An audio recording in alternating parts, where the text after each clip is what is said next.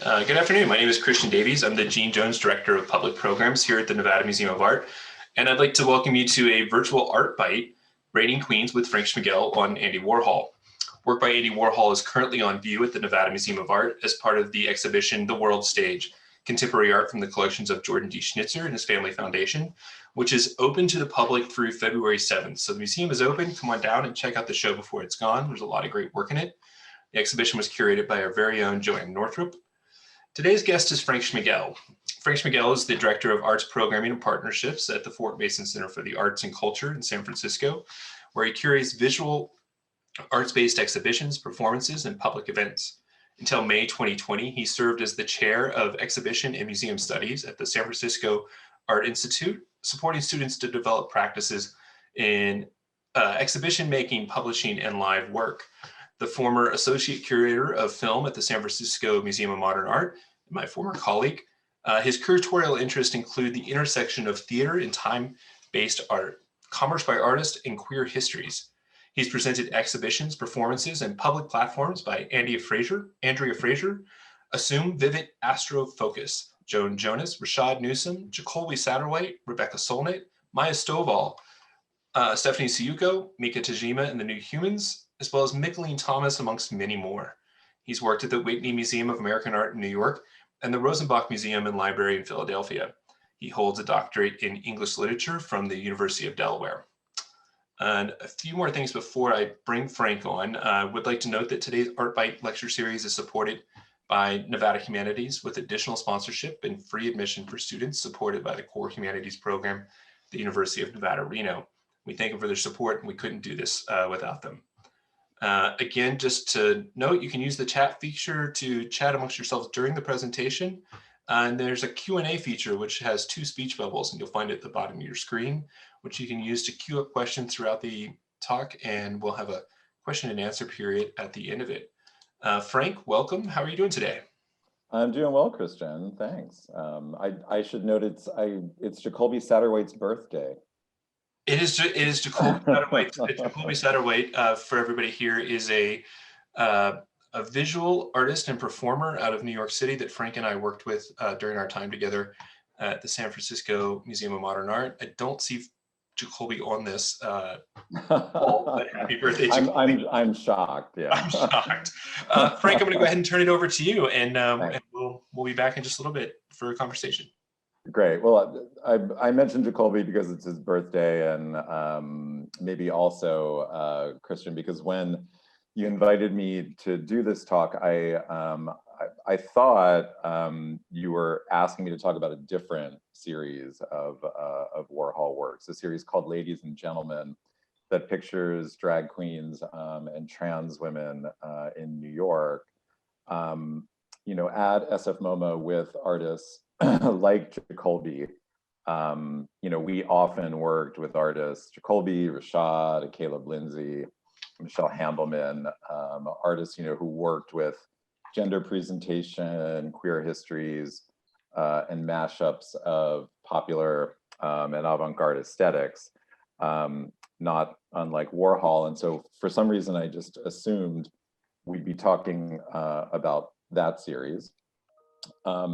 Christian may have known, I'm not sure, that in my previous life at the University of Delaware as an English professor, I wrote a dissertation in the 90s that took up Warhol's example as a way of examining how we talk about art in the face of an ever-growing consumer culture. And certainly this edition of Reigning Queens on view in your World Stage show includes prints from the Royal Edition, which are festooned with diamond dust. It's a rather deluxe version of the consumerism so crucial in critical studies of Warhol, excuse me, that tackle the artist's relationship to the often rather regular products that he pictured. I think in the end though, Christian, I guess that you were inviting me to talk about the queenly thread in Warhol, what the artist described as his swish. As I'd come to be known at SF MoMA for all sorts of reasons as the drag queen curator. And I'm happy to kind of have that as a kind of title and to kind of represent for that cause. Warhol's swish is an extra to the three main elements in Warhol's early 60s work: commodities, celebrity, and disasters. And these are kind of three ways we evaluate any piece in Warhol's huge output. His swish comes from his visibility as a gay man, an outward sign that needed to be concealed by many of his gay artist fellows. The famous story comes from Warhol's popism, when the filmmaker and all-around art connector Emile D'Antonio explains at Warhol's insistence when they're having dinner at 21, he needs to explain why Jasper Johns and Robert Rauschenberg don't like Andy. And he says, okay, Andy, if you really want to hear it straight, I'll lay it out for you. You're too swish, and that upsets them. D, as Warhol likes to call him, goes further to say that they don't like him first because of the swish thing. D says, look, they were three-button suits, they were in the Army or the Navy or something. And secondly, because Warhol collected paintings, including those of his contemporaries, which is something artists didn't do. Thirdly, they didn't like him because Warhol was a successful commercial artist who didn't hide that work. And Warhol's only response to D was, you know, I know lots of painters who are more swish than me. To which D'Antonio concedes, there are just none as talented as you. The major painters try to look straight, you play up the swish. It's like an armor with you. To which Warhol notes, there was nothing I could say to that. It was all too true. So I decided I just wasn't going to care, because those were all the things that I didn't want to change anyway, that I didn't think I should want to change. Warhol's detractors typically often follow this model set up in D'Antonio's story about Johns and Rauschenberg, you know, that Warhol is a problem for his shopping, for his work in advertising, commerce, and decor, and for his failure to play it straight. His identity as a shopper, as a salesman, and as a swishy gay man informs the making and reception of all of his work. And here you can see an installation in Bonwit Teller in 1961. And the paintings in the back are actual Warhol paintings that would go on to be displayed at the Stable Gallery. All to say, I thought we would be talking, sorry, these are two very early prints. Warhol really started full print work in about 66 that I'll get to. And these I just love because they're on shopping bags. I thought we'd be talking about queens whose reigns were perhaps more local, perhaps more incandescent, and we're gonna get to some of those queens in the ladies and gentlemen show soon. But here I thought I would just kind of go through the official monarchs who stand before us in the reigning queens portfolio.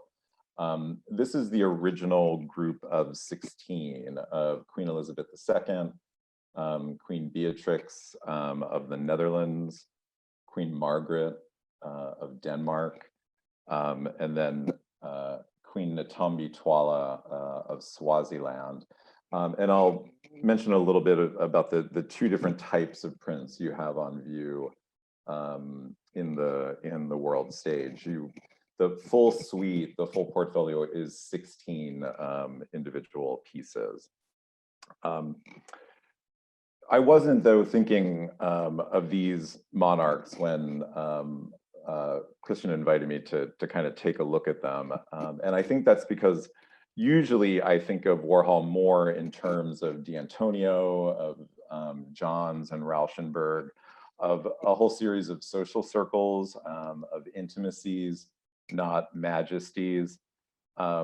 And so for me, I often think of his iconic portraits of celebrities and then socialites in the 70s as a way of bringing the subject, the person being pictured, closer to the viewer, like a magazine cutout or a collaged wall of idols.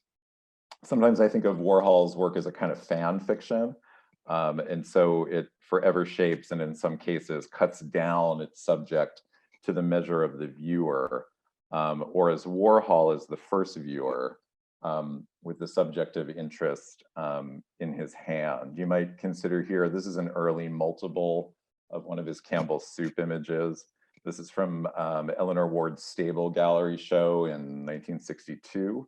It's a show that had paintings of dance diagrams, of Cokes. It had the piece 129 Die in Jet from his disaster series. It had a number of Marilyns. It had a red Elvis. It didn't have any soup can paintings, but Warhol made this pin, and all of his guests for the opening got it as a kind of takeaway.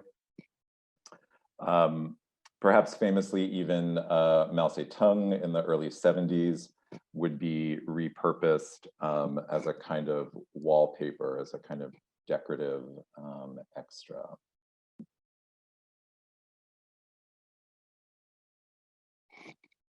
So I want to move to perhaps the Ladies and Gentlemen series, which you'll see in the next set of images. That series follows the problem, which is a term Warhol used for homosexuality, as in, does he have a problem, which he would ask all the time of new men, particularly that he met. The Ladies and Gentlemen series follows the problem of shopping, sales, and swish. That series was commissioned by the Italian art dealer Luciano Anselmino for $1 million in 1975. After Warhol took the dealer out to the Times Square gay bar called the Gilded Grape, a night spot where a couple months before, Warhol had his Polaroid camera and his Sony tape recorder stolen from under his chair. Anselmino insisted that a series of drag queens and trans women at the bar would fall within what he called Andy's spirit of research. And the queens at the Gilded Grape were often working girls, including the now kind of legendary trans activist Marsha P. Johnson.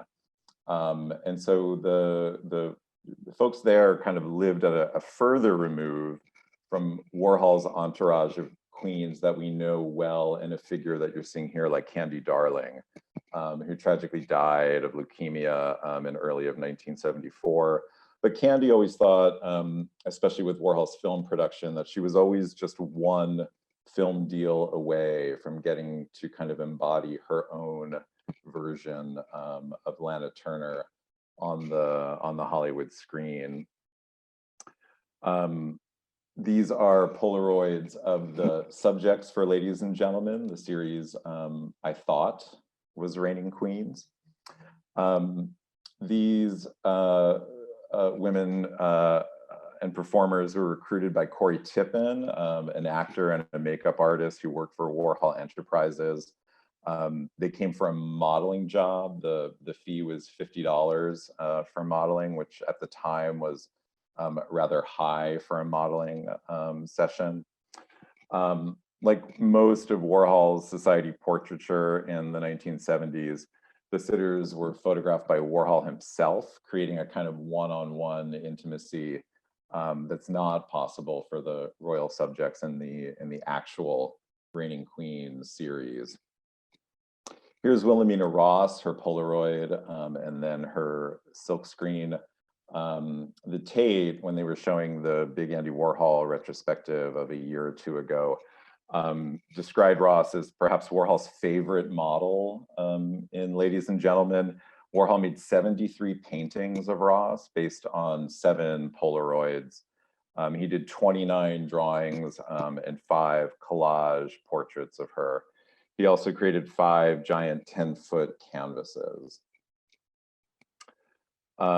Ross also appeared in the print edition of Ladies and Gentlemen from 1975, which was a portfolio of 10 images in an edition of 250.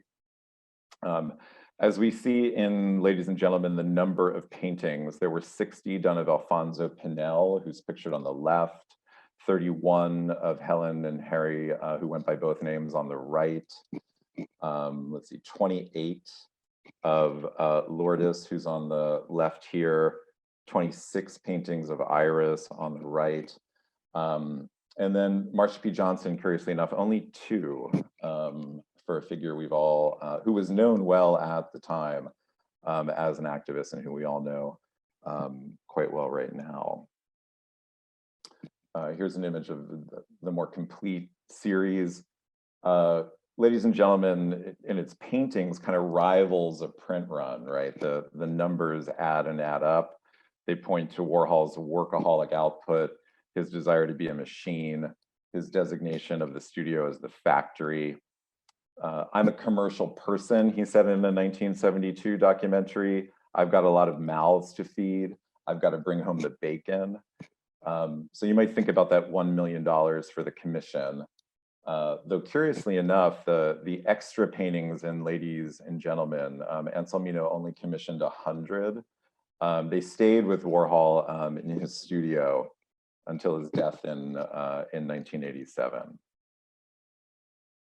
So print editions like Reigning Queens can seem then like an economical solution to an economic problem for Warhol. The need to put more items in the marketplace, to make items that are easier to produce than single paintings, and to then bring home more bacon in increasing product lines. But product lines, were things Warhol could rarely keep straight. All sorts of categories, aesthetics, even subjects, were things throughout his career that he would mix up, add to, remix. Here you're seeing the iconic Marilyn in a series called Reversals from 1979. And here we go to the Reigning Queens image at Nevada as it's installed right now. The Diamond Dust edition, let me see if I can get this right, are the 4 in the center, and then the bottom Queen Beatrix on the left.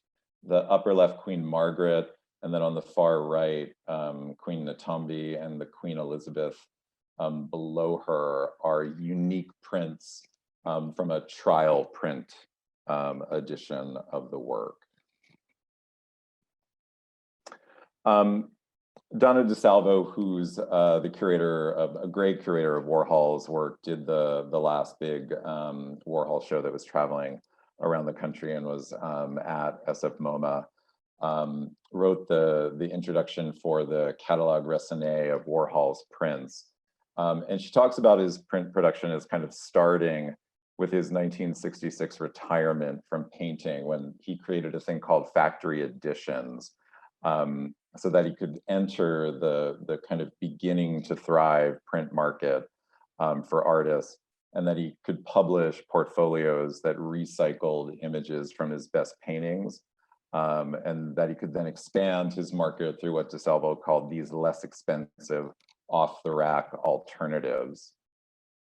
The sales strategy was always kind of switching, and you can see that here with Warhol in front of a full suite of Cal wallpaper for that farewell show of painting at Leo Castelli in 1966.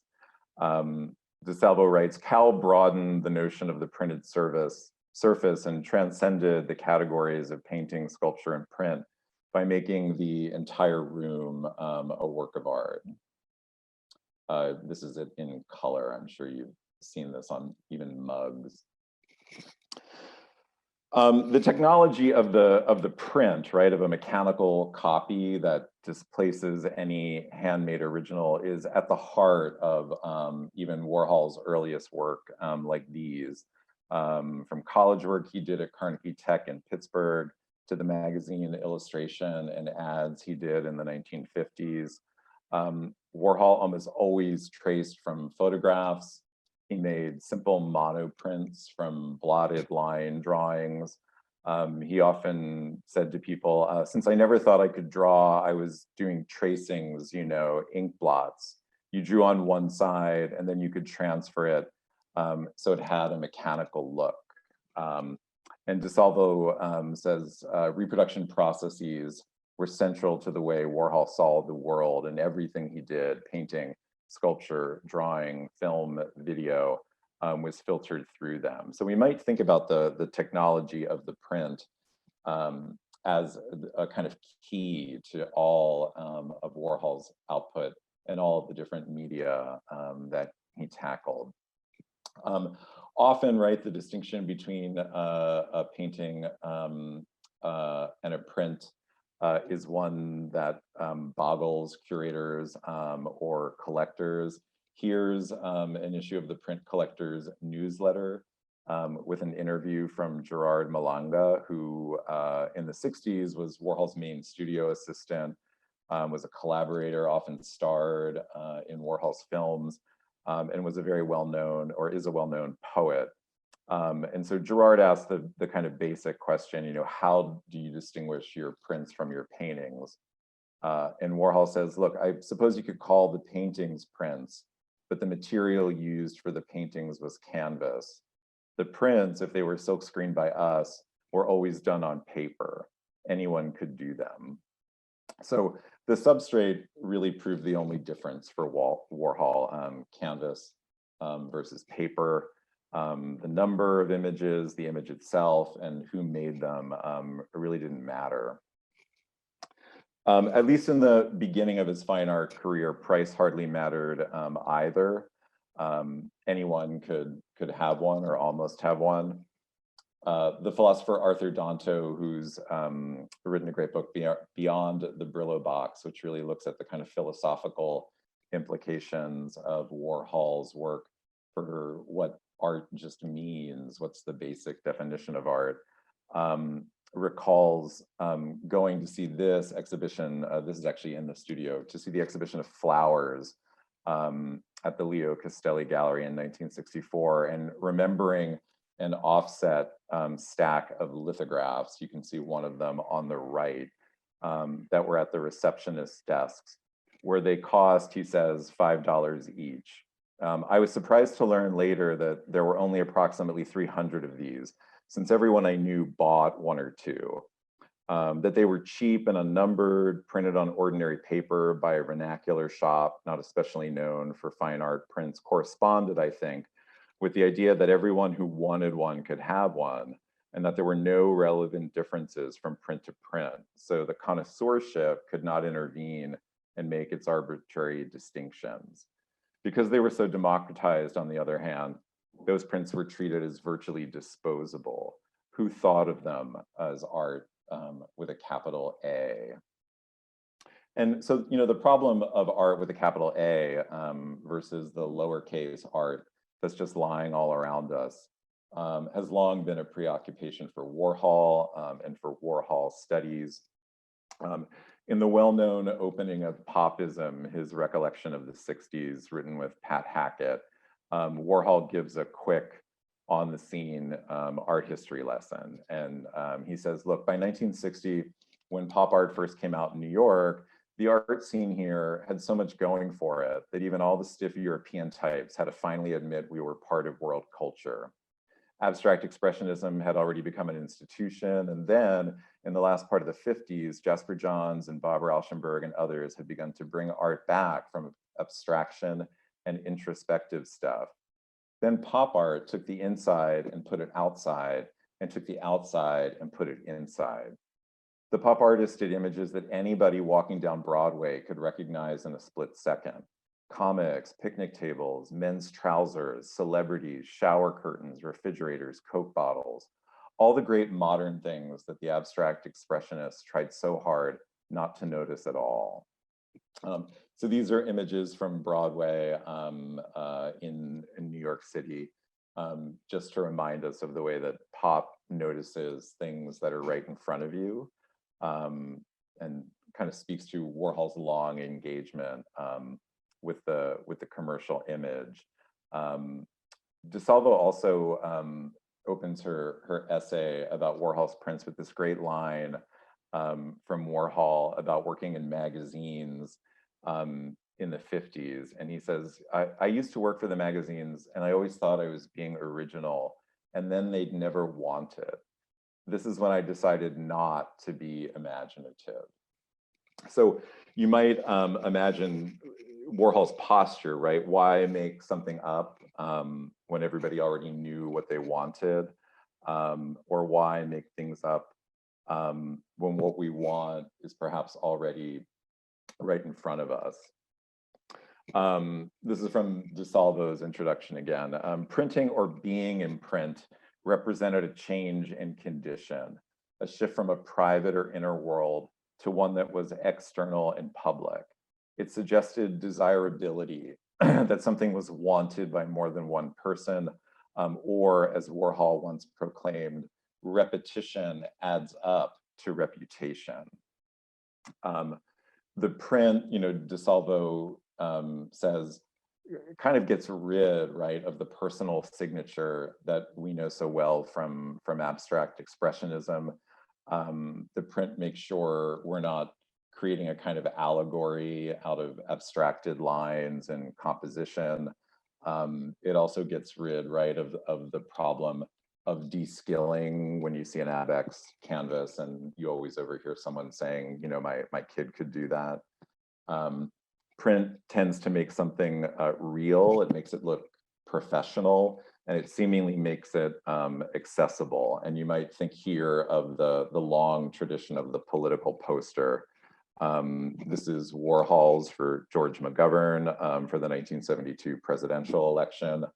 I should note Warhol always claimed the IRS began years of auditing him after Nixon was reelected.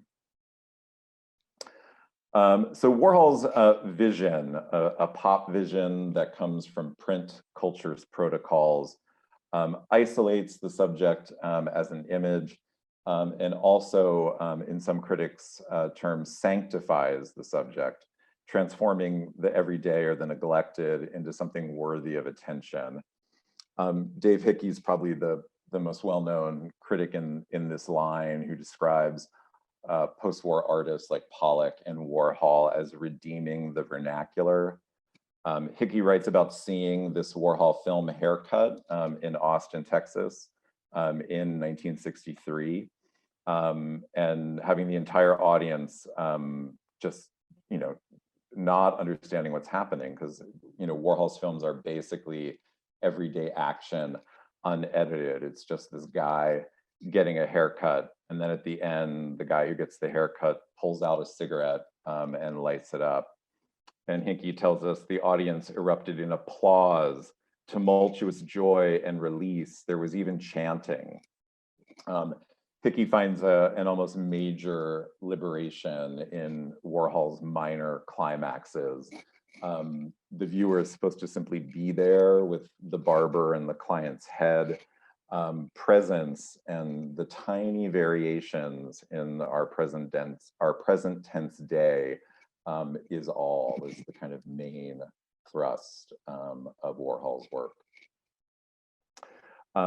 This is a postcard Warhol sent to David Whitney, a postcard of Pope Paul VI, which reminds me of the way in popism, Warhol talks about the most important pop event of the 1960s was Pope Paul VI's one-day visit to New York City in 1965. And it really speaks to Warhol's kind of thrill, his kind of Walt Whitman-esque thrill in everything, right? How do we revel in all things? So the Pope apparently left Rome in the morning, landed in New York, took a motorcade through Queens and Harlem, stopped at St. Patrick's Cathedral in Midtown, met President Johnson at the nearby Waldorf Astoria, did an address at the nearby UN General Assembly, then went to Yankee Stadium for Mass before 90,000 people. Then he went to the final day of the World's Fair to see an installation of Michelangelo's Pieta before heading back to JFK and his flight home. And when the press asked the Pope, what did he like best about New York in his whirlwind tour, he simply said, "Everything is good," which Warhol writes was the pop philosophy exactly. The pop benediction then functions as a kind of two-way street. Pop's a certain kind of attention to the banal, to things that clutter up the world, what Warhol would champion as the leftovers of contemporary life. And the everyday object for Warhol, right, particularly Coke, spoke to a certain kind of equality, democracy, or accessibility that Warhol thought was made possible by mid-century American consumerism. He's got that great book, right, The Philosophy of Andy Warhol, From A to B, and I think and back again. And here's his line about Coke, right, that you probably know. What's great about this country is that America started the tradition where the richest consumers buy essentially the same things as the poorest. You can be watching TV and see Coca-Cola, and you can know that the president drinks Coke, Liz Taylor drinks Coke, and just think, you can drink Coke too. But Coke is a Coke, and no amount of money can get you a better Coke than the one the bum on the corner is drinking. All the Cokes are the same, and all the Cokes are good. Liz Taylor knows it, the president knows it, the bum knows it, and you know it. In the philosophy, he follows this observation with a note on Queen Elizabeth, which I think is his first real note of Queen Elizabeth. And he says, in Europe, the royalty and the aristocracy used to eat a lot better than the peasants. They weren't eating the same things at all. It was either partridge or porridge, and each class stuck to its own food. But when Queen Elizabeth came here and President Eisenhower bought her a hot dog, I'm sure he felt confident that she couldn't have had delivered to Buckingham Palace a better hot dog than the one he bought for her for maybe 20 cents at the ballpark. Because there is no better hot dog than a ballpark hot dog. Not for $1, not for $10, not for $100,000 could she get a better hot dog. She could get one for 20 cents, and so could anybody else. So Warhol's big conclusion, the idea of America is so wonderful because the more equal something is, the more American it is. For me, I wonder if the Reigning Queens is not a suite I knew about at the very beginning because it doesn't really spotlight a vernacular or an American story. And Warhol worried too that the Queens, which was a European commission from the fine art dealer George Mulder, based in Amsterdam and Berlin, who suggested the idea. Warhol really worried that they should have perhaps stayed closer to their origins and stayed in Europe. While Warhol throughout his life may have armored up his swish, defending his sexuality, his shopping, his commercial interest to his 60s pop peers with a kind of deadpan aplomb, as I'm sure you can hear in all those quotes from Popism and from the philosophy, which are mostly probably Pat Hackett's interpretation of his voice. Warhol became vulnerable physically and artistically after his 1968 shooting by Valerie Solanas. He worried in the posthumously published diaries, which were also voiced by Pat Hackett, that he'd exiled himself from his pop peers, that he adopted the business art of Andy Warhol Enterprises to his detriment, and that the lucrative commissions from Society Portraiture, from commissions like Ladies and Gentlemen to Reigning Queens, was perhaps an avenue he shouldn't have gone down. As he said in his diary in 1977, at a 20th anniversary party for Leo Castelli, he said, "It's just the kind of party I hate because they're all like me, so similar and so peculiar, but they're being so artistic and I'm being so commercial that I feel funny. I guess if I thought I were really good, I wouldn't feel funny seeing them all." And it was a party held at Frank Stella's studio with Ed Ruscha was there and a number of artists showing in the Castelli roster. With Reigning Queens, I guess you have to measure it against Warhol's iconic women, the Marilyn, Liz, and Jackies of the early 60s and 70s. Perhaps a reminder about these early paintings. This is Louis Menon writing in the New Yorker in 2010 about the timing of these paintings. Warhol made the Marilyns immediately after Monroe's death. He produced the Liz's when Taylor was in the hospital and reportedly dying. The Jackies were silk screened from photographs taken during JFK's funeral. They were pieces that spoke directly to general states of feeling about beauty and mortality, a very hard thing for an artist to do in 1962 and 63. Warhol saw that people like Oldenburg, Rauschenberg, and Johns were still doing high art things with low art materials. None of those artists could have taken on a subject like Marilyn or Jackie without twisting every which way to avoid the appearance of sentimentality. They were all operating safely behind the ramparts of highbrow taste. So here's Warhol with a Liz. We might think of Warhol's approach as kind of more direct, aiming at a kind of stripped down type of human connection. Often Warhol's divas are read as vanitas paintings, right? An old tradition that reminds us of our mortality, even amid earthly abundance.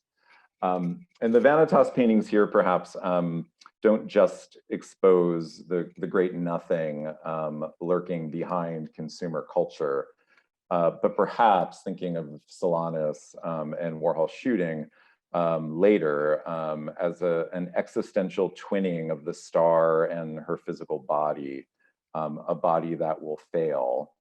And the star's body's failure torques the star's armor, adding a vulnerability that oddly humanizes and connects celebrity skin to our skin. Weakness calls to weakness. Weakness then redoubles the star's resilience, strength, and living image. A strength that might rebound to us too. You might think that that Judy Garland's funeral and the Stonewall uprising are just a half a decade away from those diva images. I Will Survive is just a decade after Stonewall. This is Warhol shooting Margaret Hamilton for a series of myth prints from the early 80s. Warhol did survive the shooting. He survived his own disaster, and he saw resilience in the enterprises he left behind. He wrote, "I was shot at my place of business, Andy Warhol Enterprises." At that point in 1968, Andy Warhol Enterprises consisted of a few people who worked for me on a fairly regular basis, a lot of what you might call freelancers who worked on specific projects, and a lot of superstars or hyperstars, or whatever you call all the people who are very talented, but whose talents are hard to define and impossible to market. That was the staff of Andy Warhol Enterprises in those days. An interviewer asked me a lot of questions about how I ran my office, and I tried to explain to him that I didn't really run it. It runs me. I used a lot of phrases like "bring home the bacon," so he didn't really understand what I was talking about. The whole time I was in the hospital, the staff kept on doing things. So I realized I really did have a kinetic business because it was going on without me. I liked realizing that because I had by that time decided that business was the best art. And so business art, right, became his main concern in the 1970s, and this will get us close to the ending here and to reigning queens. The portraits from the 70s, and what you're seeing here is a kind of recreation of portraits of the 1970s, a 1979 show at the Whitney that took a savaging at the time. Hilton Kramer, writing in the New York Times, described the kind of basic look of this work as being easily described. Commonplace photographic material is altered by an application of decorative color. Everything is made to look like poor quality mechanical color printing gone slightly haywire. And the tendency of this portraiture is not to flatter. Mr. Warhol is too shrewd a judge of current taste for that, but to make every subject look ugly and a shade stoned, if not actually repulsive and grotesque. The great shot of Debbie Harry, Grace Jones. This is Barbara Rosencrest, I think. Wayne Kestenbaum, in a rather lyrical biography of Warhol, takes the opposite view, that the portrait's greatness has yet to be recognized. When the portraits were exhibited Critics lambasted Warhol for having sold out. Not only did Warhol receive pots of money for doing them, he committed the political sin of portraying figures like the sister of the Shah of Iran or the Shah of Iran himself. Kestenbaum writes, Andy charged perhaps $50,000 for each portrait, but on an arterial level, the portraits, like Andy's other ceaseless projects, attempted to capture everything in the world, to stylize the act of capture, to make his rapacity seem acceptable and legal because it led to decorative, pretty surfaces. Warhol did 50 to 100 of the commissioned portraits a year. Many are privately owned, and unfortunately, they may never be exhibited as a complete series. Imagined in their totality, however, they eviscerate the identity of each sitter, even as they pretend to perpetuate it. This is an image, if you can remember the young actress Pia Zadora in the early 80s. Kestenbaum says, the lure of the portraits, what Warhol presented as a bait to the client, was the chance to appear Warholian, to be rendered in a garishly colored silkscreen in the manner of his trademark Liz, Marilyn, or Jackie. But the joke was on the client. By being portrayed as if a Liz, the subject admitted an identity as a stand-in, a non-star, an aura seeker, just another flavor of person without a monopoly on presence. And here you get, some odd work in the portrait style. Aretha Franklin, who kind of barely survives this Warhol makeover, and perhaps the slightly forgotten rock star Billy Squier on the left. Very quickly, I should have a nod to Interview Magazine, Warhol's great project of the 70s up until his death in 1987. Robert Hughes, in a famous New York Review of Books essay in 1982 called The Rise of Andy Warhol, particularly looking at Interview, really takes aim at any effort like Kestenbaum's to defend Warhol. He writes, the efforts to make Warhol a revolutionary have a musty air. The question is no longer whether such utterances were true or false. Warhol's later career made them absurd anyway.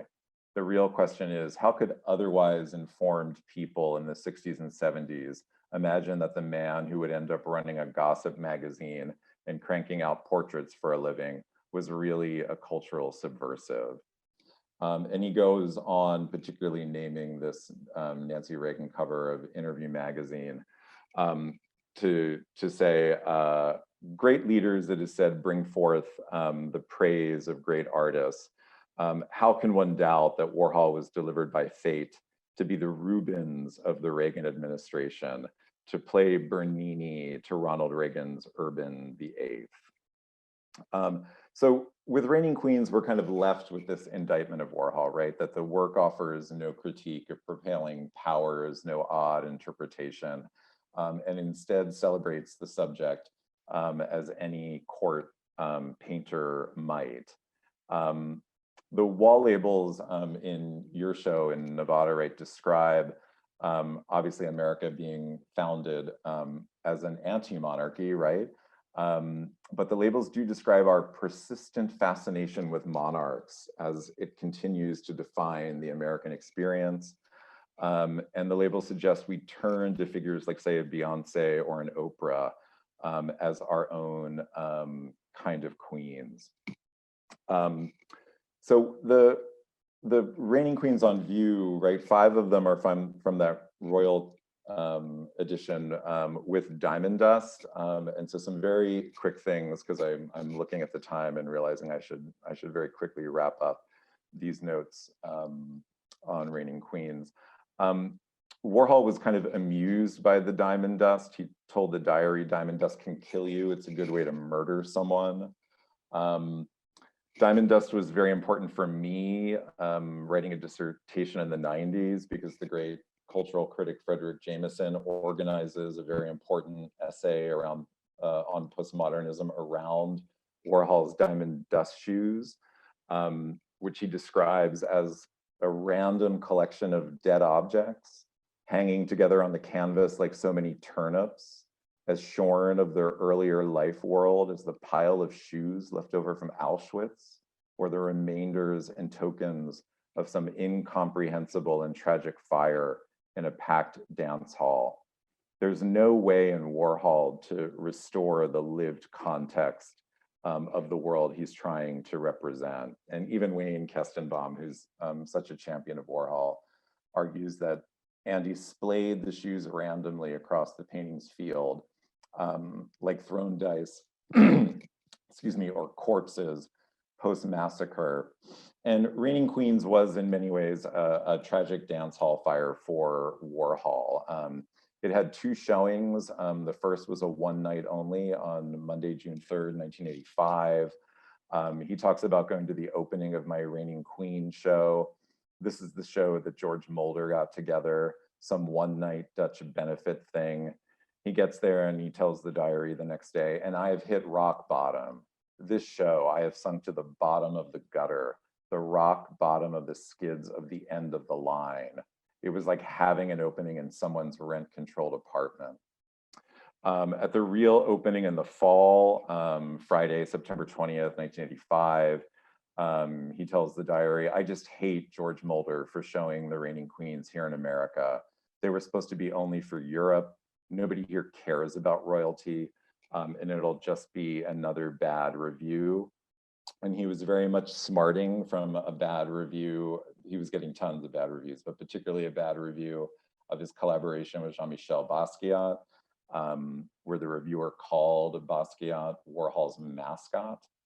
Warhol was in many ways a kind of godfather for emerging artists like Basquiat or Kenny Scharf, Keith Haring in the early 80s. It's something that when people look at Warhol's overall career is a kind of highlight of the 1980s, and he was obviously quite upset to have that collaboration and those friendships trashed in the press. The show did get a review when it was shown in LA. This is from the LA Times from Suzanne Mushnick. Wear your sunglasses when you go to see Andy Warhol's show of Reigning Queens. The day-glow pinks and vivid primaries of his silkscreen prints are so strong they make your eyes hurt. The better to make his familiar point about the vapidity of modern life and the way we turn celebrities into mass-produced images, ever present, but no more substantive than the paper they're printed on. No news here from Warhol, except that his current subjects have higher pedigrees than the Marilyns and the Jackies that he previously has stamped out in series. So with Warhol, it's always just more of the same. So here are perhaps some final questions I have about Reigning Queens when you're in front of them and you're kind of faced with the question of pop visibility, right? What's right in front of us? What does the artist notice perhaps for us that we overlook? Very quickly, the Queen Elizabeth portrait that the Reigning Queen's image is based on is the official portrait from her Silver Jubilee. It was immediately appropriated by the Sex Pistols for their song, God Save the Queen, and their attempt to kind of upstage the Silver Jubilee. The Sex Pistols manager, Malcolm McLaren, always famously claimed that the BBC or some other powers that be kept God Save the Queen in the #2 spot, as opposed to what it should have been, #1, so that it didn't upstage the Queen. All of the images in Reigning Queens are from source photographs, and unfortunately I couldn't find any except for Queen Elizabeth of the original photographs. I'm sure they're out there, and if I could go to an actual archive, I could find them. I think the big questions in the end here are probably about the fact that Queen Natumbe Twala is not a European. She's the only non-European queen in the mix. We might know that the country she reigned over at the time, Swaziland, is almost entirely surrounded by South Africa. So we might want to look at the US and the UK's relationship to South Africa under apartheid in the 1980s.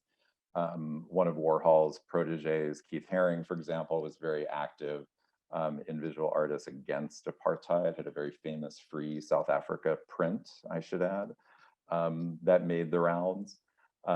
We might notice that Swaziland was, while it is an absolute monarchy, it was a British protectorate until 1968. Queen Natumbe maybe makes us think about all these other European monarchs and the European colonial race for Africa. Perhaps she makes us consider the originally Dutch Afrikaner ruling elites in South Africa. Maybe she makes us think about America's rather simplistic fantasies about the overall continent. If you Google around and you look for her image, you'll find it on a number, the Warhol print of secondary sites, auction sites.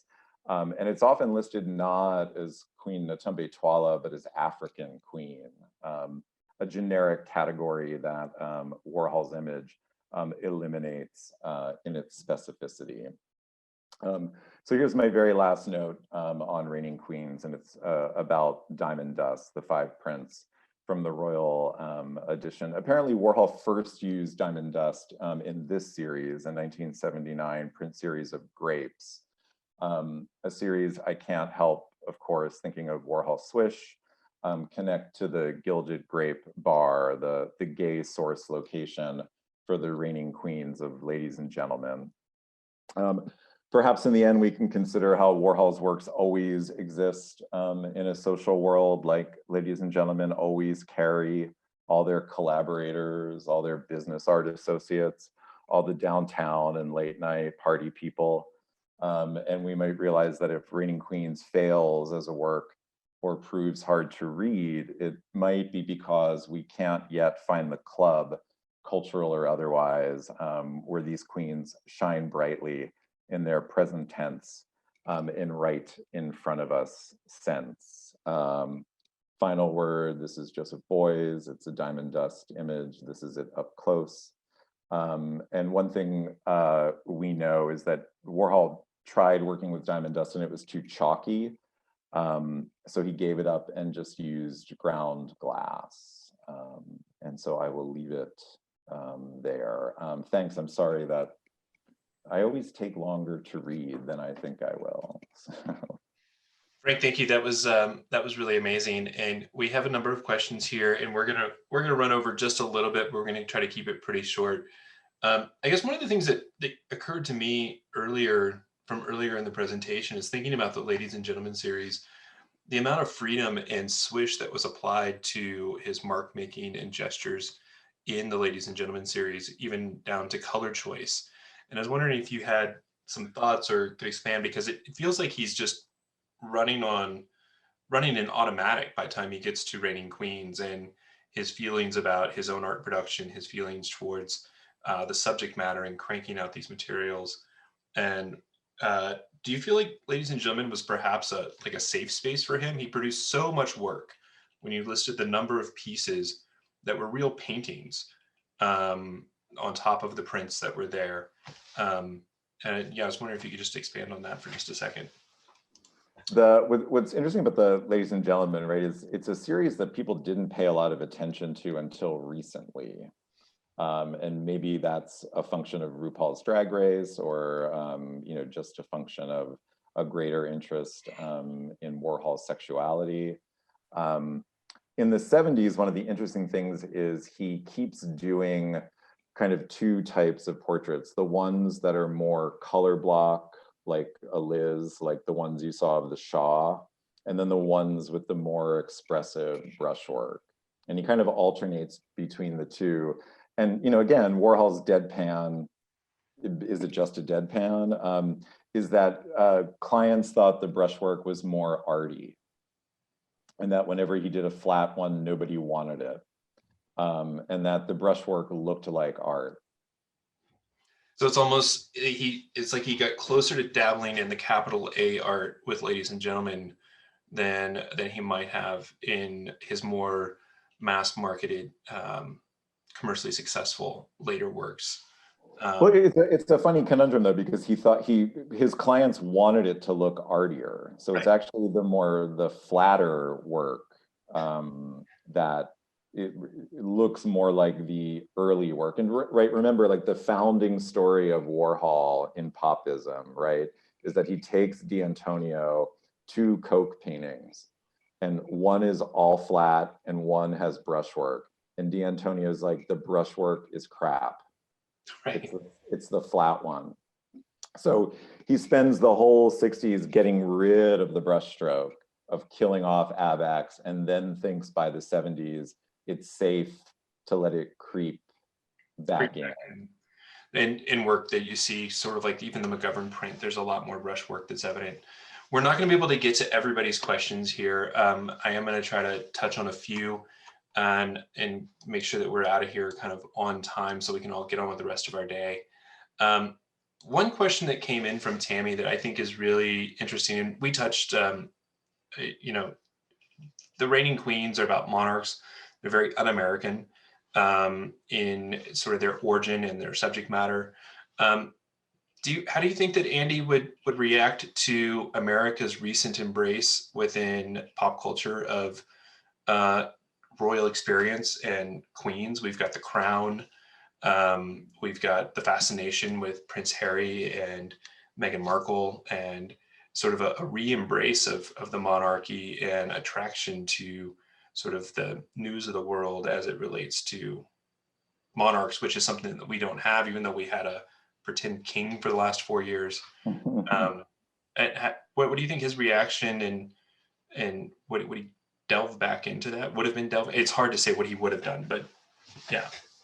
Well, Warhol, I mean, I think, you know, there's a reason he went to Studio 54, because Studio 54 had a velvet rope aesthetic, but anybody could get in, right? So he rather, you know, it's not like he wasn't in love with royalty. He did the Shah of Iran portrait, you know, not just for the money involved, but I'm sure for the kind of flash. I mean, the Shah's throne was called the Peacock Throne before the revolution. You know, he was raised a Ruthenian Catholic, a type of Catholic that's kind of a fusion of Byzantine rite and Western Catholic rite. So, I mean, the Warhol's relationship to kind of historical, traditional elite power, I think, is just so encapsulated in that postcard of Paul VI. Like, how do you entertain these two contradictions at once? You know, he talks about the Pope's arrival in New York. He says, talk about PR. I mean, for centuries. Yeah. I'm trying to see if there's any here that any last question. So another question that came in that I think would be a great one to end on, and I'm sorry if we didn't get to everybody's questions today. It was a fantastic talk. So somebody noticed that the Polaroids from the Ladies and Gentlemen series of the drag queens, that at least one of them, you know, sort of resembled Judy, and the question was around, do we know if any of those performers at the time were doing a Judy character? And I guess my question is, as a closing sort of thought, is what do we know, or how do you feel about the idea that his marriage of the swish and popular culture, how do you feel like that perhaps informs the sort of development of drag culture, where pop culture has become sort of intertwined, and so many queens will take on personas that are recognizable through, you know, from the lens of pop culture, and how did his work and evolution of his work, as it shaped culture, shaped pop art and pop culture? I think pop, is it fair to say it? Yeah, pop culture and pop art sort of emerged at the same time.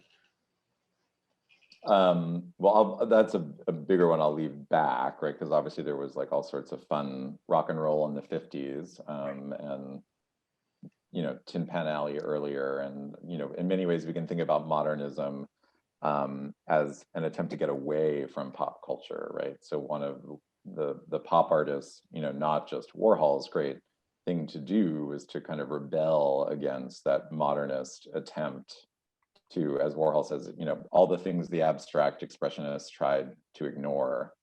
I think that with Warhol and drag culture specifically, I mean, there is that great Dave Hickey line about Warhol redeeming the vernacular. And it's an essay called The Delicacy of Rock and Roll.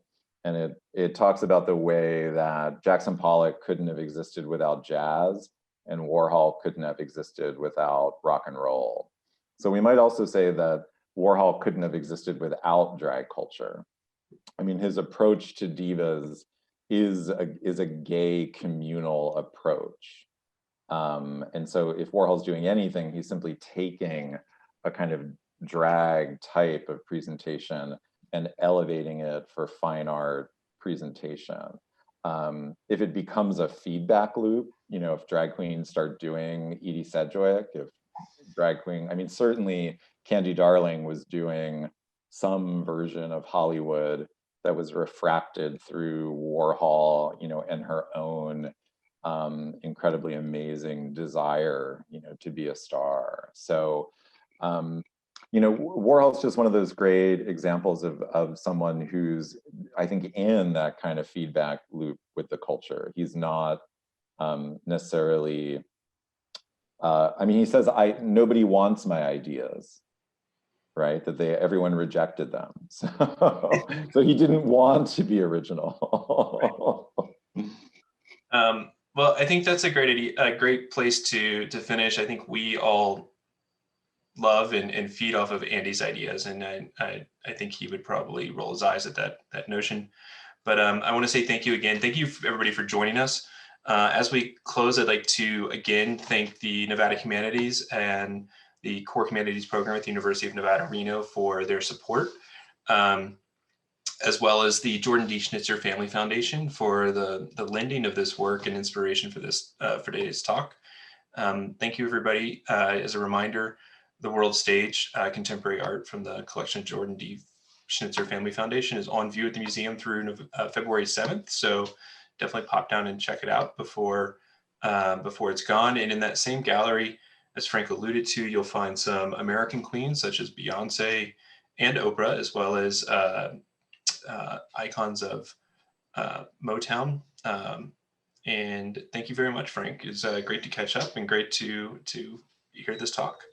Thanks for having me. It was fun to put it together. All right. Thank you, guys. Thanks, everybody. Bye.